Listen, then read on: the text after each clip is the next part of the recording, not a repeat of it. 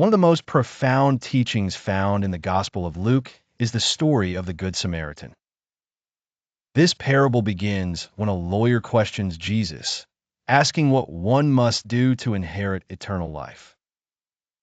Jesus responds by asking the lawyer how he interprets the law, and the lawyer answers with a commandment to love God with all one's heart, soul, strength, and mind, and to love one's neighbor as oneself. To justify himself, the lawyer further asks Jesus, "Who is my neighbor?" Jesus answers with the parable.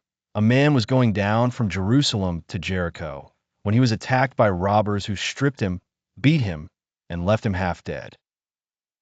A priest happened to be going down the same road, but when he saw the man, he passed by on the other side. So too, a Levite, when he came to the place and saw him, passed by on the other side. But a Samaritan, as he traveled, came where the man was, and when he saw him, he took pity on him. He went to him and bandaged his wounds, pouring on oil and wine. Then he put the man on his own donkey, brought him to an inn, and took care of him. The next day, he took out 2 denarii and gave them to the innkeeper, asking him to look after him and promising to reimburse any extra expense. Jesus concludes by asking the lawyer which of the 3 was a neighbor to the man who fell into the hands of the robbers. The lawyer replies, "The one who had mercy on him." Jesus tells him to go and do likewise.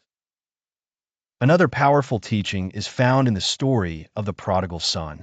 A man had 2 sons, and the younger son asked for his share of the estate and set off for a distant country. There, he squandered his wealth in wild living. When a severe famine struck the land, he began to be in need and took a job feeding pigs. In his desperation, he realized that even his father's hired servants have food to spare, and he resolved to return home and confess his sins.